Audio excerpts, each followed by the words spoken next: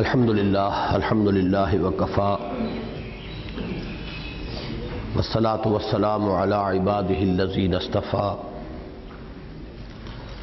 خصوصاً علی افضلہم وخاتم النبیین محمد الامین وعلی آلہ وصحبہ اجمعین اما بعد فقد قال اللہ تبارک وتعالی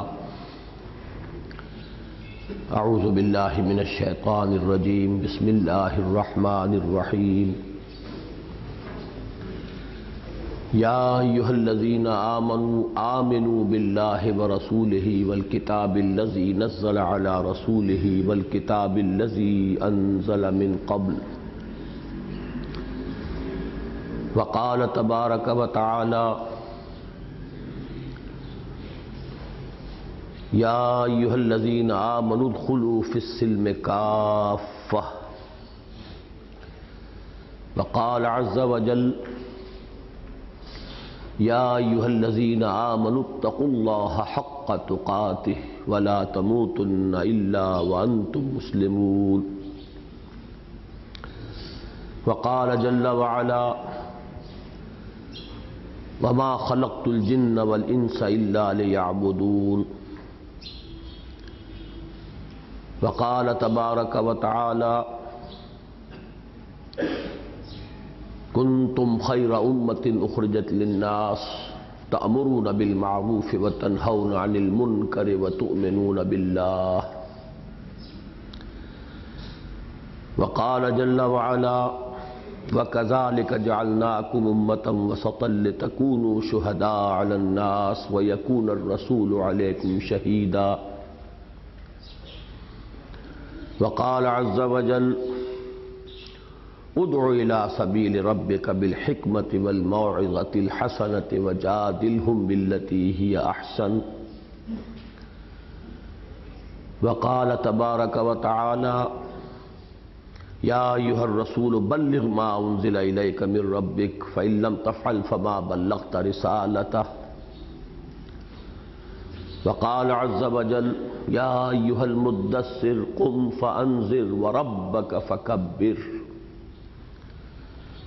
وقال جل وعلا شرع لكم من الدين ما وصى به نوحا والذي أوحينا إليك وما وصينا به إبراهيم وموسى وعيسى أن أقيموا الدين ولا تتفرقوا فيه وقال عز وجل هو الذي أرسل رسوله بالهدى ودين الحق ليظهره على الدين كله وقال تبارك وتعالى وقاتلوهم حتى لا تكون فتنة ويكون الدين كله لله وقال عز وجل لقد أرسلنا رسلنا بالبينات وأنزلنا معهم الكتاب والميزان ليقوم الناس بالقسط وأنزلنا الحديد فيه بأس شديد ومنافع للناس وليعلم الله من ينصره ورسله بالغيب إن الله قوي عزيز صدق الله العظيم وعن الحارث الأشعري رضي الله عنه قال قال رسول الله صلى الله عليه وسلم آمركم بخمس بالجماعة والسمع والطاعة والهجرة والجهاد في سبيل الله رواه الإمام أحمد والإمام الترمذي رحمهم الله وعن عبادة بن الصامت رضي الله تعالى عنه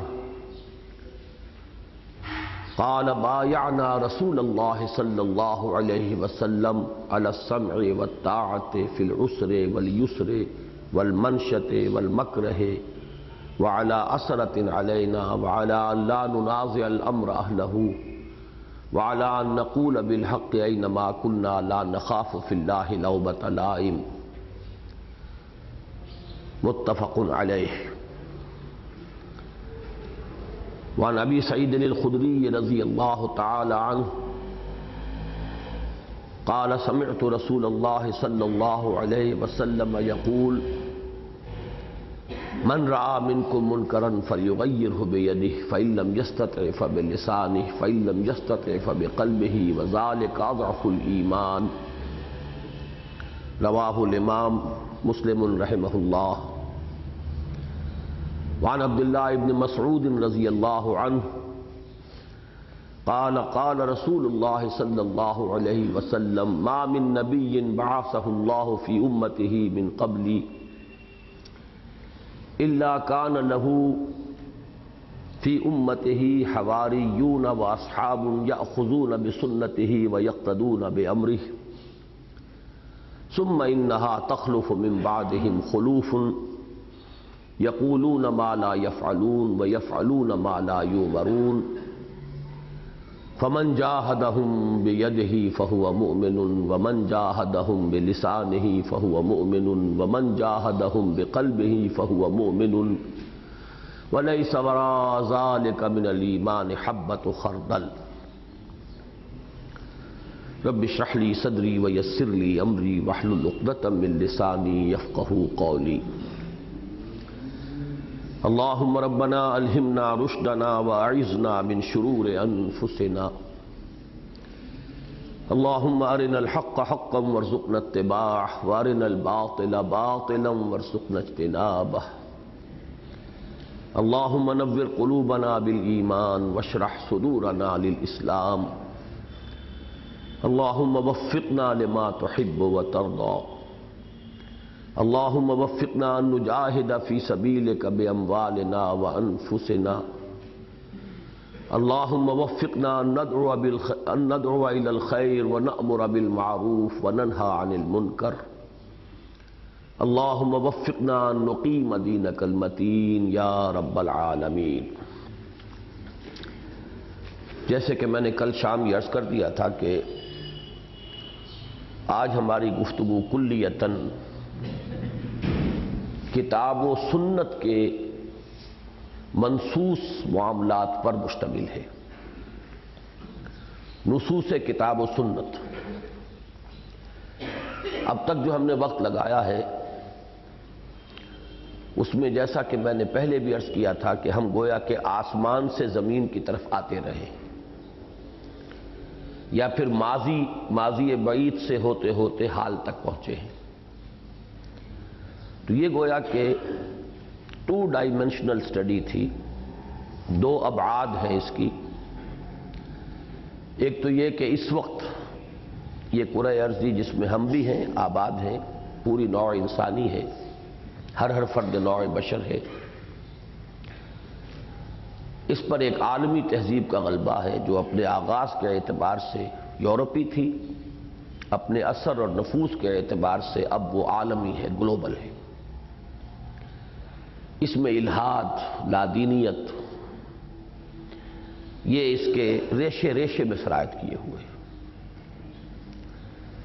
اور جو چمک دمک ہے اس کی، جو مادی علوم کی ترقی ہوئی ہے اور جو سائنس اور ٹیکنالوجی نے جن بلندیوں کو چھوا ہے، اس کی وجہ سے اس کا رعب بے پناہ ہے۔ اب اگر کسی شخص کی کوئی حقیقی اور واقعی کمٹمنٹ ہے، دلی تعلق اللہ کے دین کے ساتھ، اگر اسے میسر آ گیا ہو، اٹس اے بگ اف، بہت بڑا اگر ہے یہ۔ اکثر و بیشتر لوگ جو بظاہر دینی کاموں میں بھی لگے ہوتے ہیں ان میں یہ شرط پوری نہیں ہوتی، اسی وجہ سے ان کی گاڑی ناکنگ کرتی رہتی۔ وہ ان کی پرسنل کمٹمنٹ نہیں ہوتی، وہ کچھ خارجی سے اسباب ہوتے ہیں، وقتی سے جذباتی معاملات ہوتے ہیں، جس کی لپیٹ میں کسی دینی کام میں شریک ہو گئے، کسی شخص کی تحریر سے، تقریر سے متاثر ہو گئے، کسی اور جذباتی لمحے میں کوئی چیز ہے جس نے موٹیویٹ کر دیا، قدم آگے بڑھا دیا، لیکن وہ شعوری اور ذہنی اور فکری اور قلبی گہرائی کے ساتھ کمٹمنٹ، یہ بالکل دوسری شے دیگر ہے۔ یہ نوعیت کے اعتبار سے مختلف شے۔ اس کے بارے میں تو وہ بات صحیح ہے جو میں نے نشرت ثانیہ کے آخر میں لکھی ہے کہ جب یہ چیز پیدا ہو جائے، یہ داعیہ اندر سے جب بیدار ہو جائے تو پھر یہ اپنے راستے تلاش کرتا ہے. ہر رکاوٹ سے نبرداز میں ہو سکتا ہے یہ داعیہ. بڑی سے بڑی رکاوٹ کو آدمی عبور کرتا ہے. کوئی شے اس کے راستے میں نہیں آ سکتی. اس لیے کہ اللہ نے انسان کو اشرف المخلوقات بنایا ہے، فرشتوں تک کو جھکایا ہے، اس کے آگے تو اور کون رہ گیا. لیکن ہوتا یہی ہے کہ وہ کمٹمنٹ ہوتی نہیں، شعوری نہیں ہوتی، جس کو کہ سورہ یوسف میں کہلوایا گیا حضور کی زبان مبارک سے، قُلْ هَٰذِهِ سَبِيلِي أَدْعُو إِلَى اللَّهِ عَلَىٰ بَصِيرَةٍ أَنَا وَمَنِ اتَّبَعَنِي. یہ کوئی ڈاگمیٹک انداز نہیں ہے، اندھا بہرا عقیدہ نہیں ہے، یہ اندھیرے میں ٹامک ٹوئیاں مارنے والی بات نہیں ہے. یہ میرا راستہ ہے، میں اللہ کی طرف بلا رہا ہوں، علی وجہ البصیرت بلا رہا ہوں. نہ صرف میں بلکہ میرے ساتھی بھی. اصل میں یہ ساری ایکسرسائز جو ہم نے کی ہے، میرے 3 دن لگے ہیں شدید مشقت کے اور آپ کے 4 دن. اس کا مقصد یہی ہے. میرا مزاج بالکل برعکس ہے ان لوگوں کے مزاج کے کہ جو لوگوں کو کسی جذبے سے متاثر کر کے بس پھر حرکت میں لے آنا چاہتے ہیں. اکثر و بیشتر لوگ یہ چاہتے ہی نہیں کہ لوگ اپنے ذہن کو بھی کام میں لائیں. جہاں ذہن کام میں آتا ہے، قوا جو ہیں ان میں اضمحلال آتا ہے. اس سے تو یہ ہے کہ سوچ بچار نہ ہو، غور فکر نہ ہو، بس موٹیویٹ کر دو اور چلا دو اور دوڑا دو اور کارکن بنا کر رکھ دو بس. یہ طرز جو ہے اس سے گاڑی تیز چلتی ہے، رفتار زیادہ بنتی ہے. لیکن یہ کہ میں اس کے بالکل برعکس یہ چاہتا ہوں، اپنے لیے بھی اسی کو پسند کرتا ہوں کہ جو بھی کروں علی وجہ البصیرت کروں. دائیں بائیں کا علم بھی ہو.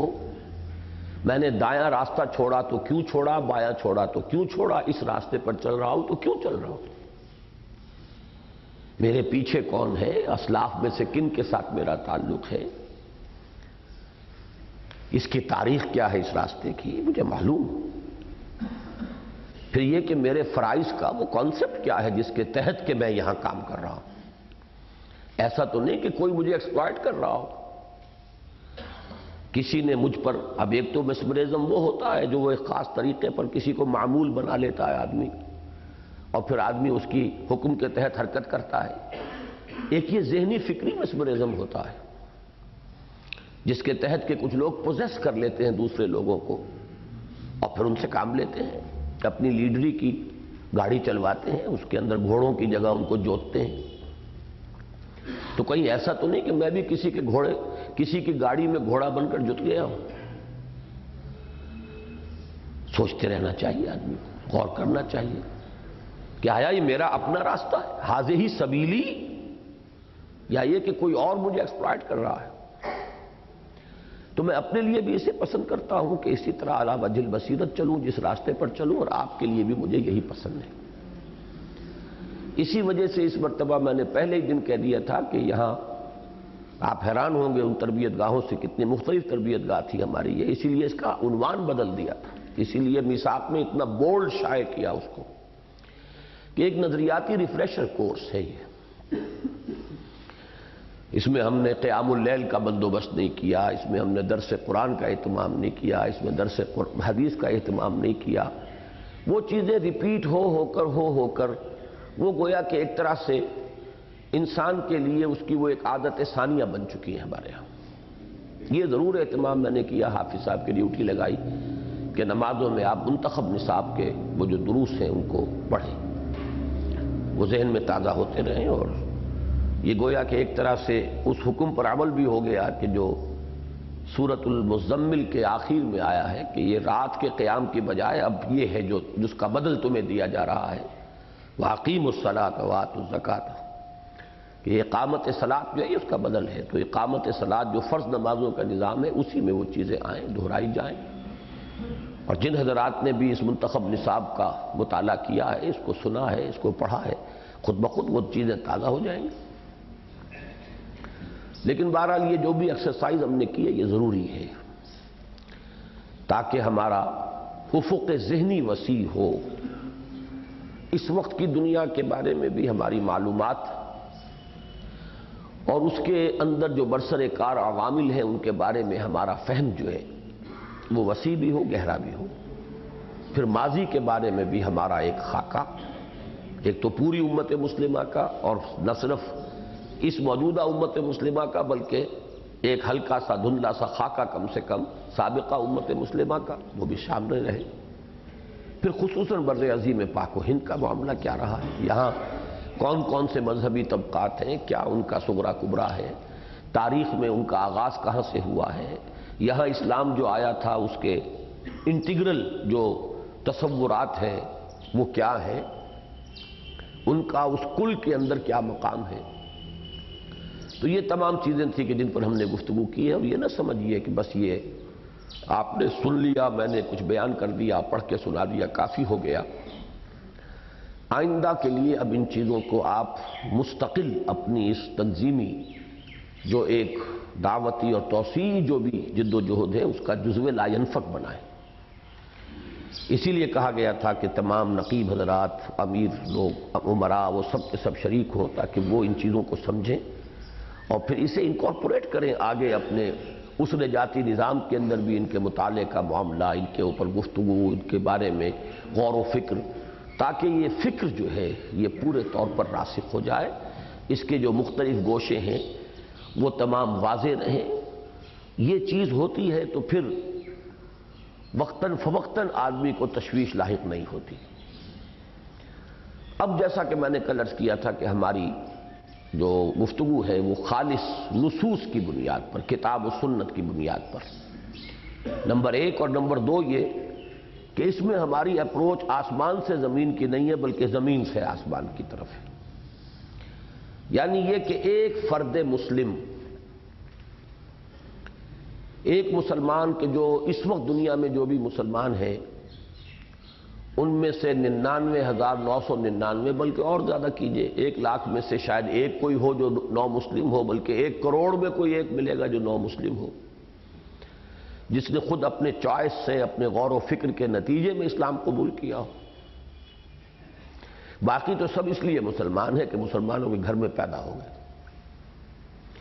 پھر مختلف لوگوں پر مختلف اثرات رہے، کچھ لوگوں کو موقع ہی نہیں ملا، کبھی دین کی کوئی بات کان میں پڑی ہی نہیں. وہ جو کہا تھا اکبر الہ آبادی نے، گزر ان کا ہوا کب عالم اللہ اکبر میں، رہے صاحب کے دفتر میں اور مرے پتہ نہیں کہاں، مرے ہسپتال جا کر. وہ دوسرا شعر ہے لیکن مضمون وہی ہے کہ گزر ان کا ہوا کب عالم اللہ اکبر میں، اللہ اکبر کے عالم میں کبھی ان کا گزر ہی نہیں ہوا. لہذا ان کا اسلام جو کچھ ہے وہ آپ کو معلوم ہے. لیکن یہ کہ مختلف لوگ مختلف اعتبارات سے کچھ دینی تحریکوں کی لپیٹ میں آتے ہیں، مذہبی جماعتوں کے، مذہبی فرقوں کے. ان میں کچھ نہ کچھ ایکٹیویٹی، کچھ نہ کچھ حرکت، کچھ بھاگ دوڑ، کچھ کام وہ اپنے اپنے اس فہم اور فکر کے مطابق جو ہے وہ کرنا شروع کر دیتے ہیں. اور ظاہر بات ہے کہ اس میں مرکزی شے یہ ہوتی ہے کہ ان کے نزدیک فرائض دینی کا کانسیپٹ کیا ہے، تصور کیا ہے. ظاہر بات ہے جو تصور ہوگا اسی کے مطابق محنت ہوگی، بلکہ اس سے کمتر ہی رہے گی محنت. تصور تو بلند ہوتا ہے، جس کا تصور محدود ہے وہ محدودیت میں بھی بلند ترین ہوگا نا. وہاں تک آدمی اپنے اس آئیڈیل تک پہنچ نہیں پاتا عام طور پر. آئیڈیل تو اس لیے ہوتا ہے کہ انسان اپنے سامنے رکھے کہ مسلسل اس کی طرف پیش قدمی کرتا رہے. تو جو بھی تصور کی حد ہے عمل اس سے کچھ کمتر ہی رہے گا. تو اصل شے جو ضروری ہے وہ یہ ہے کہ دینی اعتبار سے یہ بات انشراح صدر کے ساتھ علی وجہ البصیرت واضح ہو جائے کہ دینی فرائض کیا ہے، دین ہم سے چاہتا کیا ہے. اصل میں یہی وہ تصور ہے کہ جو خاص طور پر اس دور میں جو احیائی تحریکیں ہیں صرف ان کے سامنے واضح ہوا ہے. ظاہر بات ہے قومی تحریکوں کے سامنے تو یہ سوچ ہی بنیادی نہیں ہے. دینی اور مذہبی معاملہ ان کا بنیادی مسئلہ ہے ہی نہیں. وہ تو قوم کے لیے مسلمانوں کی بھلائی، بہبود، قوم کے حقوق، وطن کی عزت، وطن کی سربلندی وغیرہ وغیرہ یہ چیزیں ہیں. وہ ان کی تو ہم نے یہ ضرور کہا ہے کہ یہ جد و جہد بھی ایک سپورٹنگ ایلیمنٹ ضرور بن گئی ہے احیاء اسلام کے جذبے کے ابھرنے کا. کہ جب مسلمان ملک آزاد ہوئے تو خود بخود ایک خیال پیدا ہوا، تقویت حاصل ہوئی کہ جب ہم آزاد ہو گئے ہیں تو اب ہمیں اپنا دین، اپنی روایات، اپنی شریعت، اپنا قانون، اس پر عمل کرنا چاہیے۔ تو انڈائریکٹلی وہ بھی، اسے بھی ہم نے اس احیائی پروسیس میں شامل کیا، ورنہ دین ان کا موضوع ہے ہی نہیں، مذہب ان کا مسئلہ ہے ہی نہیں۔ وہ تو پورا پروسیس اب بھی جو قومی آزادی کی تحریکیں تھیں، قومی تحریکیں کہ جو پہلے آزادی کی تحریکیں تھیں، اب وہ جمہوریت اور سوشلزم کی تحریکیں ہیں۔ حقوق کی بازیافت، پہلے غیر ملکی حکمرانوں سے حقوق لینے تھے، اب اپنی قوم کے اندر جو لوگ ہیں جو غاصب بن کر بیٹھے ہوئے حقوق کے، عوام کے حقوق اور جو وسائل و ذرائع اللہ نے پیدا کیے ہیں ان کے اوپر ان کا غیر منصفانہ تسلط اور قبضہ ہے، تو اس سے ان کو بے دخل کر کے، تو یہ ایک ہی اصل میں لائن ہے، ایک ہی پروسیس ہے۔ فرق صرف یہ ہے کہ وہ غیر ملکی غیر قومی حکمران تھے، ان سے نجات حاصل کی گئی۔ اب اپنے ملک کے اندر کے وہ طبقات کہ جو ایکسپلائٹ کر رہے ہیں، جبر کر رہے ہیں، اب ان سے نجات حاصل کرنی ہے۔ اس میں دین و مذہب کو کوئی ابھی اس کے فریم آف ریفرنس میں کوئی حیثیت حاصل نہیں۔ باقی رہ گئیں دوسری تحریکیں، علماء کی اور مذہبی جماعتیں، ان کا وہ کانسیپٹ ہی نہیں۔ وہ تو ایک محدود سے تصور کے تحت ان کے نزدیک اسلام کی حیثیت گویا کہ بنیادی طور پر ایک مذہب کی ہو چکی ہے، جس کا تعلق ہے عقائد سے، عبادات سے اور چند نجی زندگی کے معاملات سے۔ لہذا ان کی رسائی وہاں کہاں ہو جائے گی؟ وہ تو بہت ہی ان کا را بلندست آشیانہ، وہ تو بہت اونچا آشیانہ ہے، بہت بلند ہے۔ لہذا صرف یہ تحریکیں تھی کہ جنہوں نے یہ تصور پیش کیا ہے، اور جو لوگ بھی اس کی لپیٹ میں آئے ہیں۔ اب حادثہ یہ ہوا کہ اس کے لیے اس میں ثبات، استقلال، اس میں مسلسل محنت اور جد و جہد، اس میں جو دنیا کی قربانی، کیریئرز کی قربانی، مستقبل جو دنیا کا مستقبل ہے اس کو برباد کروانے کے لیے آمادہ ہونا، یہاں تک کہ جان ہتھیلی پر رکھ کر ہر وقت تیار رہنا، یہ آسان کام نہیں ہے۔ اس کے لیے تو ایمان کی بڑی گہرائی چاہیے، ایمان کی بڑی پختگی چاہیے، گہرائی اور گہرائی چاہیے، ایمان کا حال بن جانے کا درجہ چاہیے، وہ کنوکشن چاہیے کانک تراہ فإن لم تکن تراہ فإنہ یراک، کیونکہ وہ بات تھی نہیں۔ لہذا یہ ادھر یا ادھر مڑ گئے، کہیں داخلی داعیات کے تحت، کہیں خارجی دباؤ کے تحت وہ پگڈنڈیاں موڑ گئے۔ پھر یہ کہ افراد بھی ہوتا ہے ایک جوانی کا دور، اس میں کچھ امنگ، کچھ عزم، کچھ قربانی کا جذبہ۔ ایک خاص دور میں تو لوگوں نے بڑی ترک تازیاں دکھائیں اور بڑی ہمتیں دکھائیں، لیکن اس میں دوام و استقلال کے لیے پھر ضروری تھا کہ وہ یقین، ایک لیونگ فیتھ، برننگ فیتھ ہو۔ تو انفرادی سطح پر بھی پھر ارتداد ہوتا ہے، ارتداد کے معنی پیچھے لوٹنا، پسپائی۔ وہ خارجی ارتداد نہیں جہاں پہ کہ ایک انسان علی الاعلان اسلام کو اور دین کو چھوڑ دیتا ہے اعلان کے ساتھ، ایک یہ باطنی اور معنوی ارتداد ہے کہ آدمی آخر کب تک سسٹین کرے اپنے آپ کو، اگر وہ جذبہ جو ہے وہ اتنا قوی نہیں ہے تو زیادہ دیر سسٹین نہیں کر سکتا۔ ادھر کا لالچ، ادھر کی کشش، وہ چیزیں کھینچتی ہیں اپنی طرف، تو ارتداد معنوی، ارتداد باطنی شروع ہو جاتا ہے۔ یہ معاملہ خاص طور پر ایک تو یہ کہ جو میرے تجزیے میں جماعت اسلامی کے ساتھ تو یہ ہوا کہ وہ کچھ خارجی داخلی اثرات کے تحت، دونوں طرح کے اثرات، وہ تو رخ ہی بدل گئی، وہ انقلابی کے بجائے اس نے اپنا سیاسی رول اختیار کر لیا۔ افراد کے ساتھ یہ ہوا ہے، ان لوگوں کے ساتھ جو اس سے علیحدہ بھی ہوئے تھے تو یہ کہہ کر ہوئے تھے کہ اس نے اپنا انقلابی رول چھوڑ دیا، لیکن ان میں سے اکثریت نے ذہنی ارتداد کی روش اختیار کی ہے، اور وہ جو پرانی ایک کہانی ہے، بچپن میں جو کہانیاں پڑھائی جاتی ہیں اور اس کے مورل لیسنز ہوتے ہیں کہ وہ انگور کی ایک بیل کے اوپر وہ لومڑی جو ہے یا گیدڑ بہت دیر تک تو اچھل کود کرتا رہا، انگوروں تک پہنچ نہیں پایا، تو اس نے کہا انگور کھٹے ہیں اور چل دیا۔ تو یہی ہوا ہے بہت سے لوگوں کے ساتھ اور بہت بڑی بڑی شخصیتوں کے ساتھ کہ جب وہ اس کام کی ہمت انہوں نے اپنے اندر نہیں پائی یا بار بار کی محنتوں اور کوششوں کے بعد یہ دیکھا کہ یہ تو ہمارے بس کا روگ نہیں ہے، تو کہا کہ یہ کوئی ایسی ضروری شے ہی نہیں ہے۔ یہ حادثے جو ہیں یہ ہمارے سامنے ہیں، بڑی بڑی شخصیتیں اس حادثے کا شکار ہوئی، بڑے بڑے لوگ ہیں۔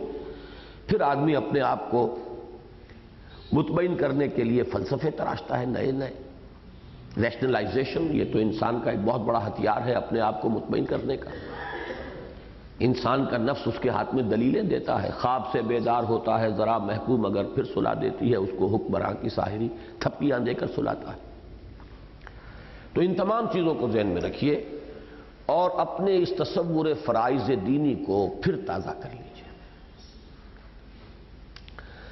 اس میں آپ کے علم میں ہوگا کہ یہ ایک ڈائیگرامیٹک ریپرزنٹیشن ہے جو میں تقریباً، میرا یہ خیال ہے کہ 10 سال نہیں تو 7-8 سال تو یقیناً ہو گئے کہ جب پہلی مرتبہ کراچی کی ایک تقریر میں میں نے اس کا تصور پیش کیا، اور اس کے بعد الحمدللہ کہ نہ صرف یہ کہ میرا انشراح ہوتا چلا گیا کہ یہ واقعتاً بڑی مکمل اور کامل اور ہر اعتبار سے سیلف سفیشینٹ ریپرزنٹیشن ہے فرائض دینی کے کانسیپٹ کی۔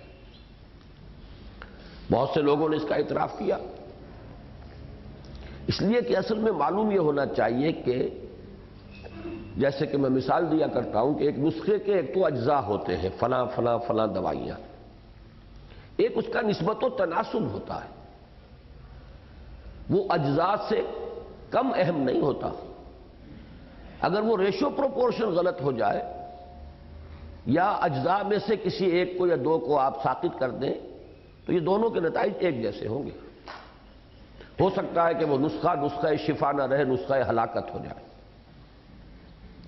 تو اجزاء کا مکمل ہونا، پھر ان میں ریشو پروپورشن کا صحیح نسبت تناسب،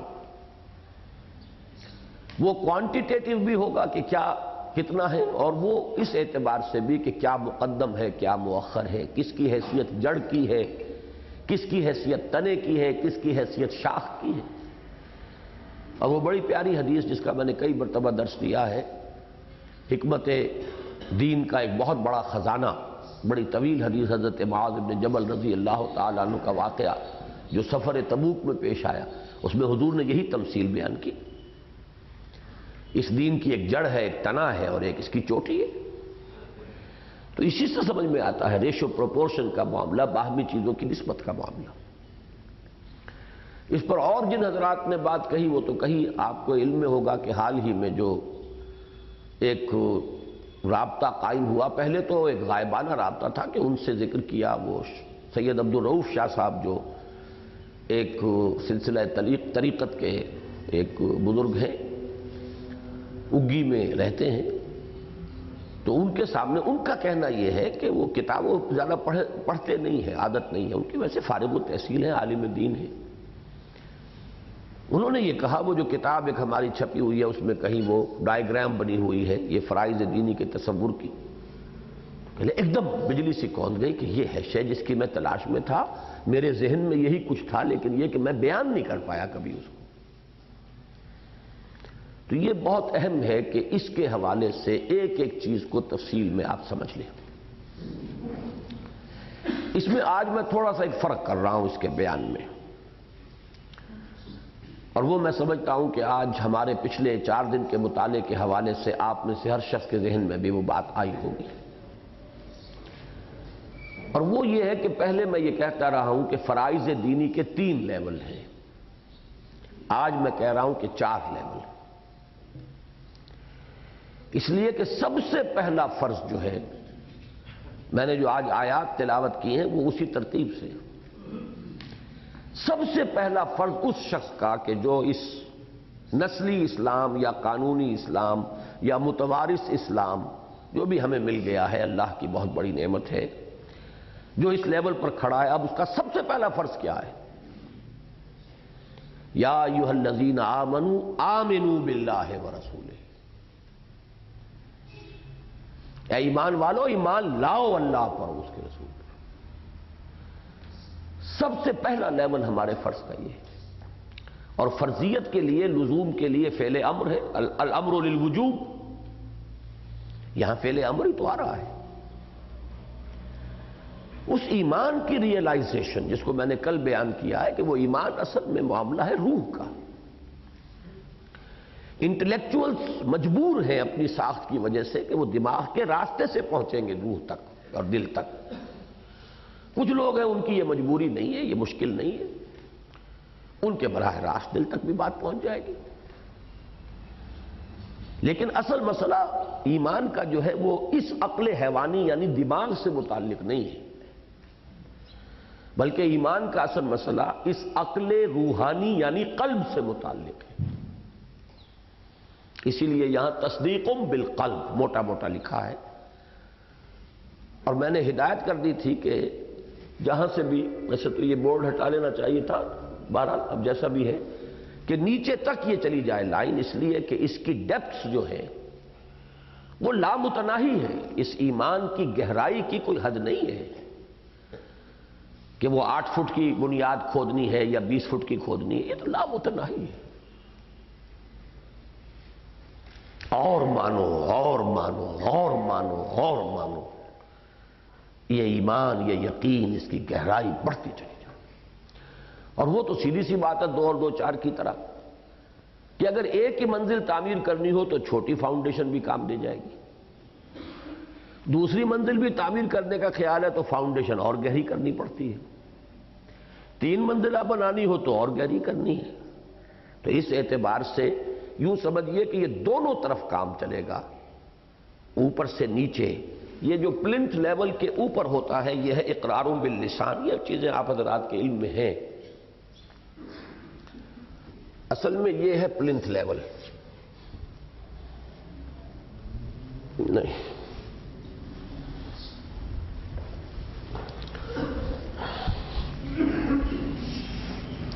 یہ ہے گراؤنڈ لیول۔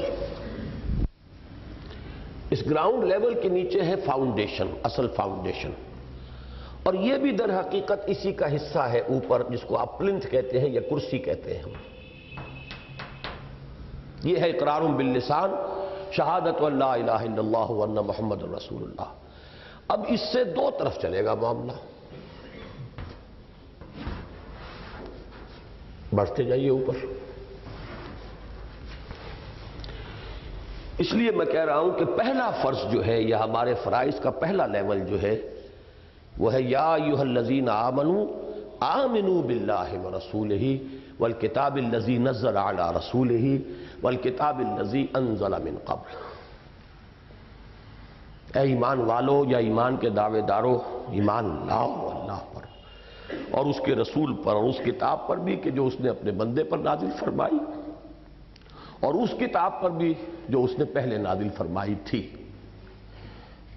جو حضور پر نازل فرمائی اس کے لیے نزلہ، اور جو پہلے نازل فرمائی تھی وہ انزلہ، اس لیے کہ حضور پر تدریجاً تھوڑا تھوڑا کر کے 23 برس میں نازل ہوا قرآن، اور حضرت موسیٰ کو وہ یکدم الواح کی شکل میں عطا کر دیا گیا۔ تو وہ ہے انزل ینزل انزالا، اور یہ ہے نزل ینزل تنزیلا۔ یا ایھا الذین آمنوا آمنوا باللہ ورسولہ والکتاب الذی نزل علی رسولہ والکتاب الذی انزل من قبل۔ اب اسی کے لیے جو اور شواہد بار بار پیش ہوتے رہے ہیں دروس میں، ان کو تازہ کر لیں۔ اگر جہنم سے نجات چاہیے، هل ادلکم علی تجارۃ تنجیکم من عذاب علیم تؤمنون باللہ ورسولہ وتجاہدون فی سبیل اللہ باموالکم وانفسکم۔ ایمان لاؤ اللہ پر اور اس کے رسول پر، یہ ڈائریکشن نیچے ہو گئی۔ وتجاہدون فی سبیل اللہ باموالکم، یہ اوپر کی جد و جہد ہے، اس کا جہاد ہے۔ اس جہاد کے یہ 3 مراحل ہیں جو اوپر آئیں گے۔ اوپر چڑھنا ہے، چڑھائی کرنی ہے، یہی جہاد ہے۔ اسی کے لیے جو سب سے اہم ہے لیکن وہ ذرا خفی ہے، اس کو سمجھنا پڑتا ہے ذرا، جب تک نظم قرآن اور سورت کے مزاج کو بحیثیت مجموعی نہ سمجھ لیا جائے وہ بات سمجھ میں نہیں آتی۔ یہ جو سورہ حدید میں آئی ہے آیت نمبر 7، آمنوا باللہ ورسولہ وانفقوا مما جعلکم مستخلفین فیہ، یہاں چونکہ پہلے یا ایھا الذین آمنوا کے الفاظ نہیں ہیں، اس لیے یہ گمان ہو جاتا ہے شاید یہ کفار سے کہا جا رہا ہے، کفار سے، مشرکین سے، یہود سے، نصارہ سے۔ اسی وجہ سے میں پوری تفصیل کے ساتھ تمہید میں بیان کیا کرتا ہوں کہ یہ پورا سلسلہ جو 10 سورتوں کا ہے، سورہ حدید سے لے کر سورہ تحریم تک، اس میں خطاب کفار سے ہے ہی نہیں، نہ مشرکین سے نہ اہل کتاب سے۔ ایک ہے ایکسیپشن صرف سورہ جمعہ کے اندر، قل یا ایھا الذین ہادوا ان زعمتم انکم اولیاء للہ من دون الناس فتمنوا الموت ان کنتم صادقین۔ باقی اس پوری 2 سورتوں پر مشتمل تقریباً 1.25 پارہ ہے، اس میں خطاب کفار سے کہیں ہے ہی نہیں۔ اور اہل کتاب کا ذکر بھی ہے تو بطور نشان عبرت ہے کہ دیکھو تم سے پہلے یہ ہو چکا ہے۔ وَلَا تَكُونُوا كَالَّذِينَ نَسُوا اللَّهَ فَأَنسَاهُمْ أَنفُسَهُمْ وَلَا يَكُونُوا كَالَّذِينَ أُوتُوا الْكِتَابَ مِنْ قَبْلُ فَطَالَ عَلَيْهِمُ الْأَمَدُ فَقَسَتْ قُلُوبُهُمْ۔ یہ سارا معاملہ پھر سورہ صف میں اہل کتاب کی مثال، حضرت موسیٰ کے ساتھ جو کچھ کیا بنی اسرائیل نے، حضرت عیسیٰ کے ساتھ جو کچھ کیا، اسی حوالے سے ہے سورہ جمعہ میں کہ وہ جو بئس مثل القوم الذین کذبوا بآیات اللہ، تورات کے ساتھ جو معاملہ کیا یہود نے، کہیں وہ تم نہ کرنا۔ مثل الذین حملوا التوراۃ ثم لم یحملوها کمثل الحمار یحمل اسفارا۔ خطاب اس سب میں جو ہے مسلمانوں سے ہے، تو وہاں بھی جو کہا گیا آمنوا باللہ ورسولہ، تو در حقیقت مخاطب مسلمان ہی ہے کہ اے ایمان کے دعوے دارو، اے مسلمانوں، ایمان لاؤ اللہ پر جیسے کہ اس پر ایمان لانے کا حق ہے اس کے رسول پر۔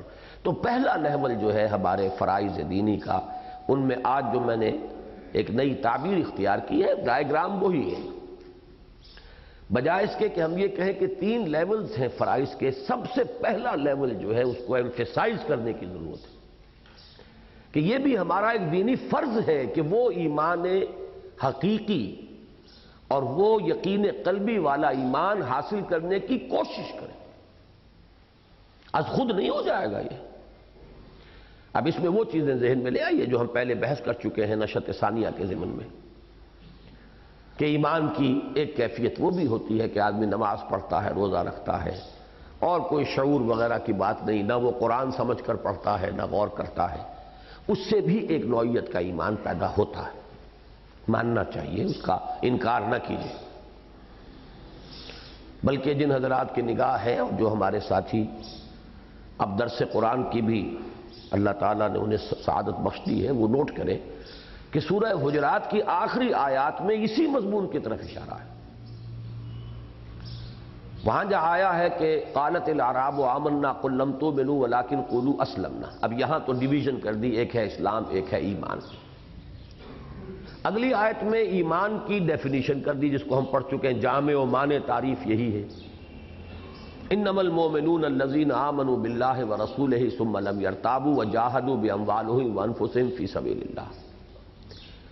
اب جو بقیہ آیتیں ہیں، 3 ہیں غالباً، اور اس میں یہی مضمون ہے، قل اتعلمون اللہ بدینکم واللہ یعلم ما فی السماوات وما فی الارض واللہ بکل شیء علیم یمنون علیک ان اسلموا، اے نبی یہ آپ پر احسان دھر رہے اس بات کا کہ یہ اسلام لے آئے، انہوں نے اطاعت قبول کر لی، قل لا تمنوا علی اسلامکم، کہہ دیجئے کہ مجھ پر احسان مت دھرو اپنے اسلام کا، بل اللہ یمن علیکم ان ہداکم للایمان ان کنتم صادقین، بلکہ اللہ کا احسان مانو کہ اس نے تمہیں ایمان کے راستے پر ڈال دیا ہے، رہنمائی کر دی ہے ایمان کی طرف اگر تم سچے ہو۔ یعنی اس اسلام لانے میں بھی اگر تو دھوکہ دے رہے ہو تب تو بات ہی ختم ہو گئی، لیکن اس اسلام میں بھی اگر مخلص ہو، دھوکہ نہیں ہے، تو اس اسلام پر اب عمل کرتے رہو گے، احکام کی پابندی کرتے رہو گے تو ایمان تک بھی رسائی ہو جائے گی۔ یہ وہ ایمان ہے، ان ہداکم للایمان۔ نماز، روزہ، ذکر، ان چیزوں کی ایک اثر ہے، اور وہ انسان کے اوپر مترتب ہوتا ہے اور ایمان اس سے پیدا ہوتا ہے، یہ جتنا ہے اس کو تقویت حاصل ہوتی ہے۔ لیکن یہ اس سے اوپر کے ایمان ہے. اصل میں وہ شعوری ایمان، وہ اس کا واحد منبع اور سرچشمہ قرآن حکیم ہے. بلکہ میں ایک بات اس وقت عرض کر ہی دوں، اس لیے کہ میں اپنے اب یہ جو مسلسل درس قرآن کا سلسلہ چل رہا ہے اس میں بھی بہت سی ایسی باتیں واضح طور پر کہہ رہا ہوں کہ جو اس سے پہلے میں کچھ کہتے ہوئے رکتا تھا کہ ان کے بارے میں مغالطے پیدا ہو سکتے ہیں، اور بعض لوگ اس کو ناسمجھی کی وجہ سے کسی غلط رخ پہ لے جا کر فتنے کی بنیاد بنا سکتے ہیں. لیکن یہ کہ اب میں یہ سوچتے ہوئے کہ پھر پتہ نہیں وقت آتا ہے کہ نہیں آتا، تو جو بھی جس چیز کی طرف بھی اللہ نے رہنمائی فرمائی ہے اس کو بیان کر دینا ایک امانت کے ادا کر دینے کے درجے میں ہے. تو اسی درجے میں ایک بات کہہ رہا ہوں کہ جو عام مجالس میں کہنے کی نہیں ہے، اور اس کے ضمن میں بھی یہ عرض کر دوں کہ یہ جو نعمت ہے یہ مجھے ملی ہے، ذہن میں میرے تھی، لیکن یہ کہ جس قدر واضح الفاظ میں ڈاکٹر برہان احمد فاروقی نے یہ بات لکھی ہے اپنی کتاب میں، اس طور سے واضح میرے سامنے نہیں تھی. یہ بالکل وہی ہے جیسے عبدالرؤوف شاہ صاحب کہتے ہیں کہ یہ نقشہ میرے ذہن میں تو تھا لیکن میں بیان نہیں کر سکتا تھا اس کو. میں کہتا تھا کہ کہیں کچھ کمی ہے، جو کچھ ہو رہا ہے اس میں کہیں we are falling short of something, یہ سب کچھ تو تھا، لیکن یہ کہ یہ اس سے آنکھیں کھل گئی میری کہ بس یہ بات ہے، میرے دل کے اندر یہ تھا. اسی طرح میرے دل میں وہ تھا، یہ میں نے محسوس کیا. ہم رات ہی کہیں پڑھ رہے تھے صحابہ کرام کے ایمان رضوان اللہ تعالی علیہ مجمعین، اور اس میں بہت زیادہ جو ہم نے نمایاں طور پر اس کو ڈیفرینشیٹ کیا ہے وہ حضور کی صحبت کی بنیاد پر. یہ وہ چیز ہے کہ جو ایک ویکنس بن جاتی ہے ہمارے لیے، اور جس پر کہ پھر آگے بہت سی غلط باتوں کی منزلیں تعمیر ہو گئی ہیں، خصوصاً تصوف کے میدان میں، کہ ایمان کا اتنا بڑا سورس اب ہمارے پاس نہیں ہے. لہذا جب ان سے کہا جاتا ہے، ان حضرات سے، اہل تصوف سے، کہ دیکھیے یہ کام حضور نے تو نہیں کروائے، یہ مراقبے، یہ چلے، یہ ذکر کی اس طرح کی شکلیں، یہ اس کے آداب، اس طرح بیٹھنا، خاص یہ کرنا حضور نے تو نہیں سکھایا، یہ تو سب بات کی باتیں. تو وہ ایک دلیل دیتے ہیں، اور وہ دلیل یہ ہے کہ وہاں تو صرف صحبت کی تاثیر سے یہ سب کچھ حاصل ہو جاتا تھا. اب ہمارے پاس وہ صحبت نہیں ہے تو ہمیں کچھ نہ کچھ بدل اس کا چاہیے. تو یہ گویا کہ ہم نے یہ سارا نظام جو ہے یہ اجتہادی ایک انداز میں ہم نے اس کے بدل کے لیے تجویز کیا. اب یہ بات ایسی ہے جو کسی درجے میں وزنی بن جاتی ہے کہ واقعتاً ایک چیز جو ہے وہ کم ہے وہاں ہمارے ہاں، اس کا کوئی بدل تو ہونا چاہیے.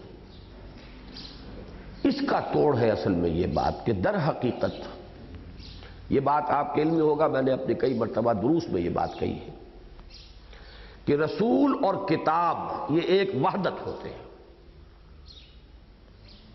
جیسے کہ سورہ بینہ میں فرمایا، رسول من اللہ یتلو صحفا مطہرۃ، کتاب اور رسول، کتاب اور اس کا معلم. یہ سورہ طلاق میں بھی ہے. ذکر کیا ہے اس کے الفاظ میں بھول رہا ہوں. ذکر، رسول بھی ذکر ہے اپنی ذات میں اور کتاب بھی ذکر ہے. اس کمپلیکس کے ایک ایلیمنٹ کو اتنا اوور ایمفیسائز کر دیا گیا کہ دوسرا ایلیمنٹ بالکل ہی انڈر ایمفیسائز ہو کر رہ گیا. یہ صرف صحبت رسول کی تاثیر نہیں تھی، اس میں تاثیر شامل تھی اللہ کی کتاب کی، اور وہ مستقل طور پر موجود ہے. حضور کہہ کر یہ گئے ہیں اپنے خطبہ میں آخری میں کہ قد ترکت فیکم ما ان اعتصمتم بہ لن تضلوا ابدا کتاب اللہ. جیسے میں نے عرض کیا تھا نا کہ ختم نبوت کے خلا کو اللہ نے 3 چیزوں سے پورا کیا،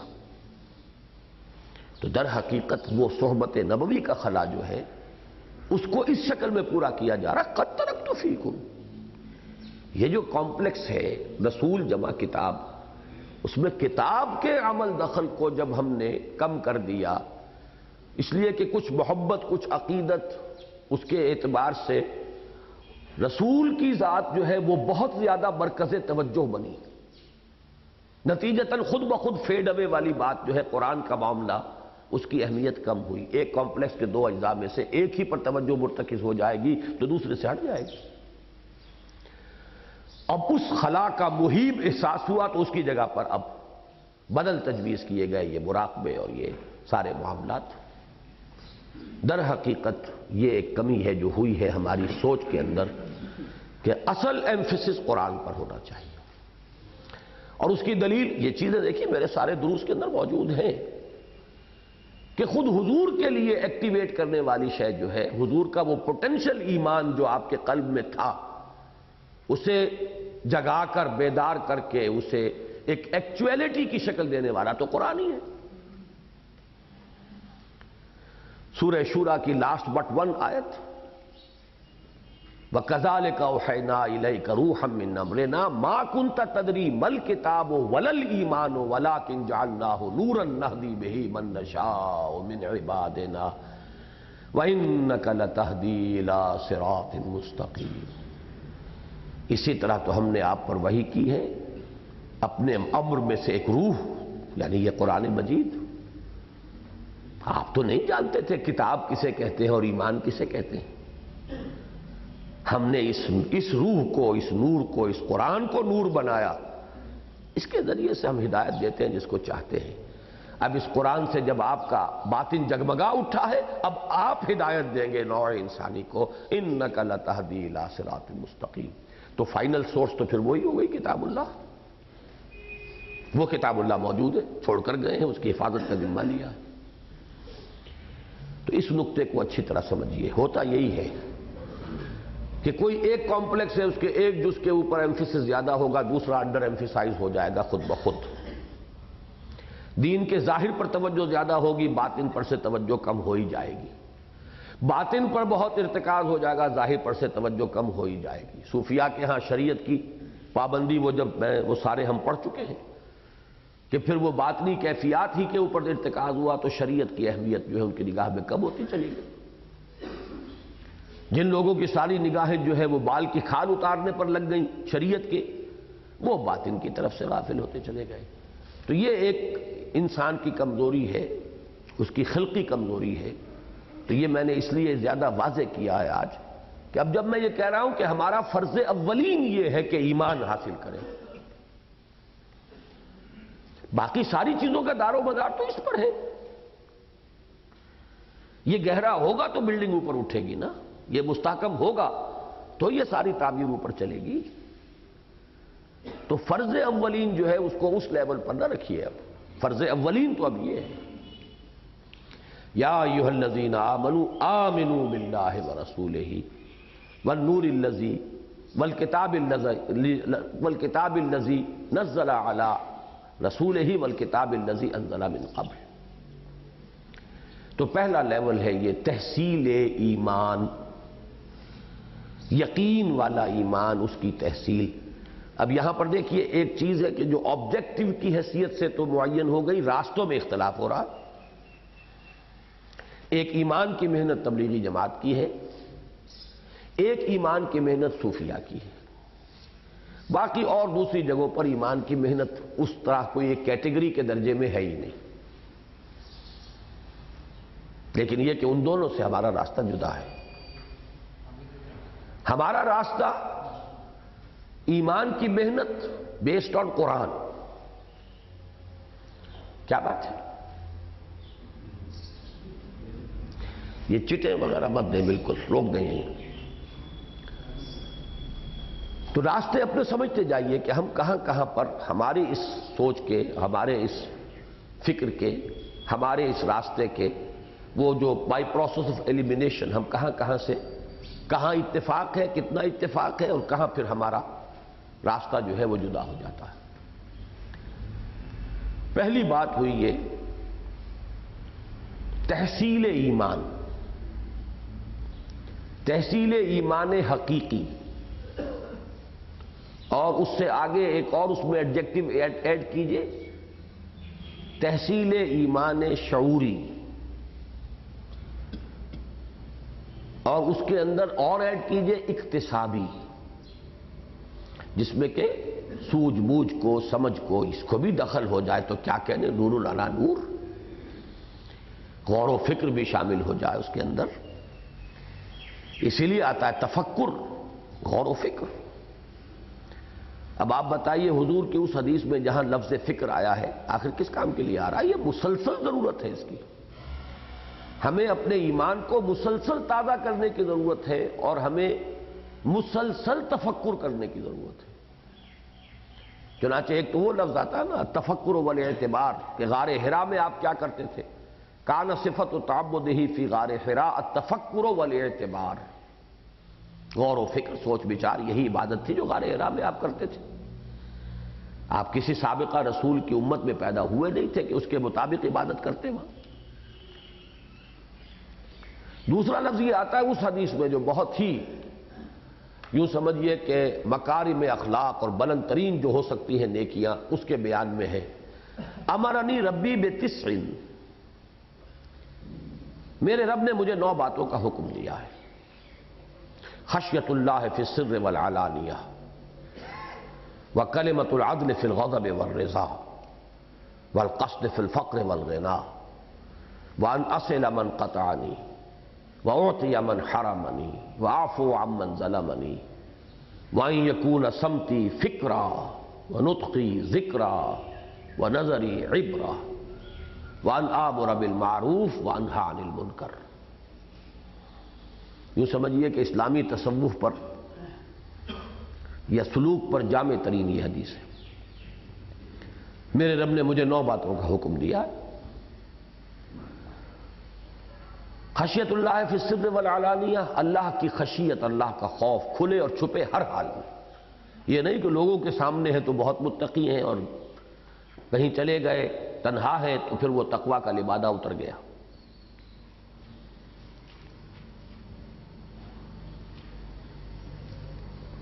دوسری بات خشیت اللہ فی السر والعلانیہ، وکلمۃ العدل فی الغضب والرضا، بات انصاف کی کہوں چاہے غصے میں ہو چاہے کسی سے راضی ہوں، یہ نہ ہو کہ جس سے ناراض ہوئے اس کی خوبی بھی برائی نظر آئے اور جس سے محبت ہے اس کی برائی بھی ہنر بن جائے۔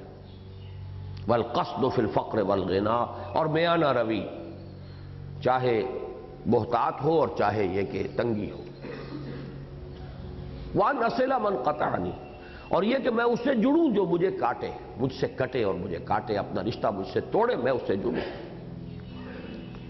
وَأُعْطِيَ مَنْ حَرَمَنِي، اور اس کو میں دوں جو مجھے محروم رکھتا ہو۔ وَأَعْفُوَ عَمَّنْ ظَلَمَنِي، اور جو مجھ پر ظلم کرے اسے معاف کر دوں۔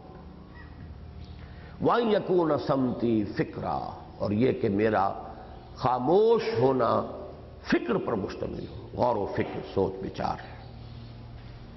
وَنُطْقِي ذِكْرًا، اور گفتگو ذکر پر مشتمل ہو۔ وَنَظَرِي عِبْرًا، اور میرا دیکھنا عبرت کی آنکھ سے دیکھنا ہو، سبق حاصل کرنا۔ اب یہ 9 باتیں تو پوری ہو گئیں، اسی لیے پھر ترجمہ جب لوگ کرتے ہیں حدیث کا تو کہتے ہیں اور ان سب کی جامع بات یہ، اس لیے کہ 9 تو ہو گئیں۔ امرنی ربی بتسع، خشیت اللہ فی السر والعلانیہ، وکلمۃ العدل فی الغضب والرضا، والقصد فی الفقر والغنا، وان اصل من قطعنی، واعطی من حرمنی، واعفو عمن ظلمنی، وان یکون صمتی فکرا، ونطقی ذکرا، ونظری عبرا۔ تو سب کی جامع بات وآمر بالمعروف وانہی عن المنکر، نیکی کا حکم دوں، بدی سے روکوں۔ بہرحال اب یہ بات اس مرحلے کو اسی جگہ ختم کر رہے ہیں۔ پہلی بات ایمان کی تحصیل، اور ایمان کی تحصیل منبع سرچشمہ قرآن حکیم۔ البتہ قرآن حکیم سے اپروچز 2 ہو جائیں گی۔ ایک اس کی انٹلیکچول اپروچ ہے، غور و فکر، سوچ بچار، فلسفہ بھی، دوسرے بھی پڑھنا، یہ بھی سوچنا۔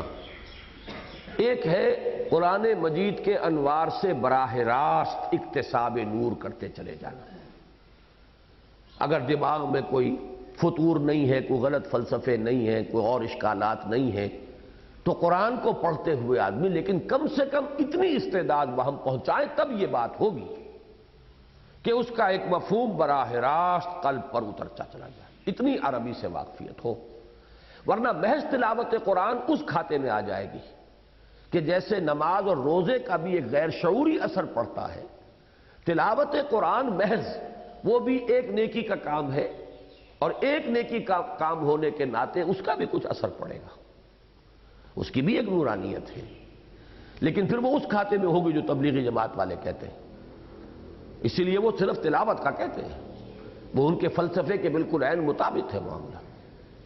لیکن ہمارا ان کے ساتھ جو معاملہ ڈسٹنکشن کا ہے وہ یہی ہے کہ ہم قرآن کے ذریعے سے جو نور ایمان حاصل کرنے کی ترغیب دے رہے ہیں، یا جو ہم نے صحیح راستہ سمجھا ہے، اس کا کم سے کم لیول یہ ہے کہ وہ ایک انسان کا حقیقی اور ایک شعوری ایمان اس درجے میں بنے گا جبکہ وہ کم سے کم قرآن مجید کے معانی اور مفاہیم یہ قلب کے اوپر اترتے چلے جا رہے ہوں، جس کو کہ اقبال نے اس شعر میں تعبیر کیا ہے کہ تیرے ضمیر پہ جب تک نہ ہو نزول کتاب، کتاب نازل ہو رہی ہو تمہارے دل پر۔ اور یہ بات جو ہے ایسی غلط نہیں کہی ہے، جیسے حضرت عمر نے یہ فرمایا تھا نا، مجھے ایسے محسوس ہوا جیسے یہ آیت آج ہی نازل ہوئی ہے، حالانکہ کیسے ممکن ہے کہ وہ ان کے علم میں نہ ہو، غزوہ احد کے بعد نازل ہوئی، وما محمد الا رسول قد خلت من قبلہ الرسل۔ لیکن حضرت ابوبکر نے جب خطبہ دیا حضور کے انتقال کے بعد اور کھڑے ہو کر کہا تو وہ حضرت عمر پر جو اس وقت کیفیت تھی وہ ایک دم ختم ہو گئی، میں نے محسوس کیا جیسے یہ آیت آج ہی نازل ہوئی۔ تو وہ کیفیت جو ہے انسان کی ہوگی جبکہ کم سے کم یہ استعداد حاصل ہو جائے کہ قرآن مجید کو پڑھتے ہوئے کسی ترجمے کا بیریئر نہ ہو، تاثیر ٹوٹ جاتی ہے، وہ نزول ہو، وہ فوار پڑھتی رہے براہ راست۔ باقی اس کے ساتھ دوسرا ایلیمنٹ وہ ہے، اور وہ کرنا پڑے گا اگر آپ کو وہ جو انٹیلیجنسیا ہے، انٹلیکچول مائنورٹی ہے، اگر اس سے پنجہ آزمائی کرنی ہے تو پھر آپ کو خود بھی وہ ایمان حاصل کرنا پڑے گا کہ جو انٹلیکچول لیول پر ہو، اس کے لیے غور و فکر، سوچ بچار، تفکر، اس کو لازماً اس میں شامل کرنا پڑے گا۔ اس کے بعد اب دوسرا لیول اصل میں وہ یہ ہے کہ جس تک کہ ہمارا تصور محدود ہو گیا ہے، اصل میں اس کو میں یہاں سے کاٹ رہا ہوں، یہ پہلی چھت جو ہے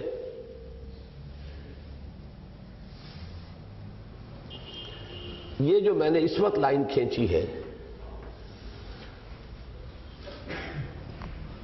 عظیم اکثریت مسلمانوں کی دین کا صرف اتنا تصور رکھتی ہے،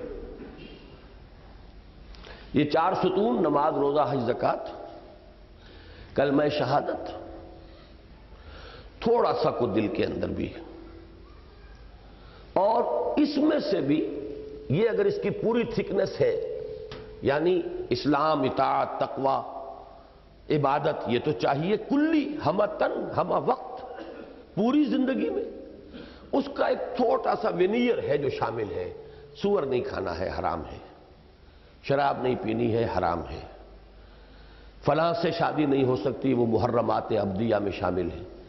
بس یہ چند چیزیں جو ہے نا اس کی وہ تو ہے معلوم، باقی یہ پوری تھکنس جو ہے اس کی یہ خارج ہے ان کے تصور سے کہ یہ بھی کوئی لازم اطاعت یا عبادت کا جز ہے۔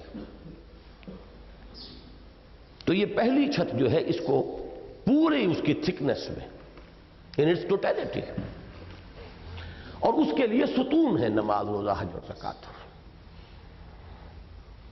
یہ ستون ریچولز بن جاتے ہیں اگر اس چھت کا تصور ہی نہیں ہے۔ ستون کیوں کھڑے اگر چھت ہی نہیں ہے؟ مور اور لیس میننگ لیس ریچولز، بے معنی رسومات، ان میں معنی پیدا ہوتے ہیں اس چھت کے ساتھ۔ بنی الاسلام علی خمس، تو اسلام تو وہ ہے، اسلام کی چھت ریسٹ کر رہی ہے ان 5 چیزوں پر: شہادت اللہ الہ الا اللہ وان محمد رسول اللہ، و اقام الصلاۃ و ایتاء الزکوٰۃ و صوم رمضان و حج البیت من استطاع الیہ سبیلا۔ اصل اسلام وہ ہے اوپر، یہ پہلی سلیب جو پڑی ہوئی ہے، یہ سلیب جو ہے اپنی پوری تھکنس کے اندر۔ اس ڈائیگرام میں زکوٰۃ اور نماز کو ہم نے ذرا موٹا دکھایا ہے اور یہ 2 چھوٹے دکھائے ہیں۔ یہ جو حج کے موضوع پر میرا کتاب چاہے اس میں یہ فلسفہ آتا ہے کہ ویسے تو ارکان اسلام کی حیثیت سے تو یہ برابر ہیں، لیکن قرآن مجید میں جہاں ریپیٹیشن آتی ہے وہ صلاۃ اور زکوٰۃ کی آتی ہے، صلاۃ اور زکوٰۃ، صلاۃ اور زکوٰۃ۔ اور سب سے بڑی اہمیت یہ ہے کہ سورہ توبہ میں جہاں آیا ہے مشرکین کو چیلنج کہ اب صرف اشہر حرم کی مہلت تمہیں ہے، اگر ایمان لے آؤ تو تمہاری خیریت اسی میں، ورنہ پھر قتل عام ہو جائے گا۔ تو وہاں جان بخشی کے لیے جو شرائط ہیں وہ 3 چیزیں ہیں. وہ گواہی دیں اللہ اور اس کے رسول کی، اور نماز قائم کریں، زکوٰۃ ادا کریں. اور حضرت معاذ بن جبل کی حدیث میں بھی یہی 3 چیزیں آئی ہیں. وَأُمِرْتُ أَنْ أُقَاتِلَ النَّاسَ حَتَّى يَشْهَدُوا أَن لَّا إِلَٰهَ إِلَّا اللَّهُ وَأَنَّ مُحَمَّدًا رَّسُولُ اللَّهِ وَيُقِيمُوا الصَّلَاةَ وَيُؤْتُوا الزَّكَاةَ فَإِذَا فَعَلُوا ذَلِكَ فَقَدْ عَصِمُوا وَاعْتَصِمُوا مِنِّي دِمَاءَهُمْ وَأَمْوَالَهُمْ وَحِسَابُهُم عَلَى اللَّهِ عَزَّ وَجَلَّ. مجھے حکم ہوا ہے کہ میں لوگوں کے ساتھ قتال جاری رکھوں یہاں تک کہ وہ گواہی دیں کہ اللہ کے سوا کوئی معبود نہیں اور محمد اس کے رسول ہیں صلی اللہ علیہ وسلم، اور نماز قائم کریں، زکوٰۃ ادا کریں. جب وہ یہ کام کر دیں تو انہوں نے اپنی جانیں اور مال بچا لیے ہیں، سوائے اللہ کے حق کے جو جس کے تحت کہیں آ جائیں. یعنی کوئی شخص چوری کرتا ہے تو ہاتھ کاٹا جائے گا، اس کا جسم جو ہے اب اس کی پروٹیکشن نہیں رہی، ہاتھ کٹ جائے گا اللہ کے قانون کے تحت. زنا کرے گا تو رجم کر دیا جائے گا. وہ قانون کی زد میں آ گیا تو بات دوسری ہے، ورنہ عام حالات میں جو شخص یہ 3 شرطیں پوری کر دے اس کی جان بخشی ہو جائے گی. اور اسی حدیث کو کوٹ کیا تھا حضرت ابو بکر نے جب حضرت عمر نے بھی مشورہ دیا تھا کہ آپ ذرا ان منکرین زکوٰۃ کے معاملے میں نرمی کیجئے، مصلحت کا تقاضا ہے کہ اتنے سارے جو محاذ ہیں بیک وقت نہ کھول دیے جائیں. تو حضرت ابو بکر نے یہی حدیث پیش کی تھی کہ حضور نے قتال کے ختم ہونے کے لیے جو کم سے کم 3 شرائط گنوائی ہیں ان میں سے ایتاء زکوٰۃ بھی شامل ہے. میں اس سے کم کا معاملہ نہیں کر سکتا ہوں. میں ریویژنسٹ نہیں بن سکتا کہ حضور کی چیزوں کے اندر اب میں جو ہے وہ گویا کہ نظر ثانی کر رہا ہوں، اس میں کوئی کمی بیشی کر دوں. الفاظ بھی ایسے ہی آئے ہیں یبدل الدین وانا حی، کیا دین میں تبدیلی کر دی جائے گی جبکہ میں ابھی زندہ ہوں؟ میری نہیں. تو اس اعتبار سے ان ارکان اسلام میں 2 یہ اہم تر ہو جاتے ہیں، نماز اور زکوٰۃ. 2 ایک پہلو سے اگر کمتر ہوئے تو میں نے وہاں ایک لطیف نکتہ بیان کیا ہے وہ حج والے مضمون میں کہ اللہ نے ان دونوں کے ساتھ ہمارے سالانہ جو تہوار ہیں 2 عیدیں وہ ان کے ساتھ شامل کر دی تاکہ برابر ہو جائے، کسر کا جبر ہو جائے. روزے کے ساتھ عید الفطر، حج کی ایکسٹینشن جو ہے وہ عید الاضحیٰ، تو یہ اس کے ساتھ شامل کر دیے گئے. ارکان اسلام جو ہے یہ 5 بنے. ہماری اس ڈائیگرام میں یہ چونکہ ایمان کا جز ہے اسے ہم نے فاؤنڈیشن کے ساتھ شامل کر لیا کہ اصل ایمان تو ہے تصدیق بالقلب، لیکن اس کا یہ ظاہری پہلو جو ہے اقرار باللسان یا شہادت، یہ ہے در حقیقت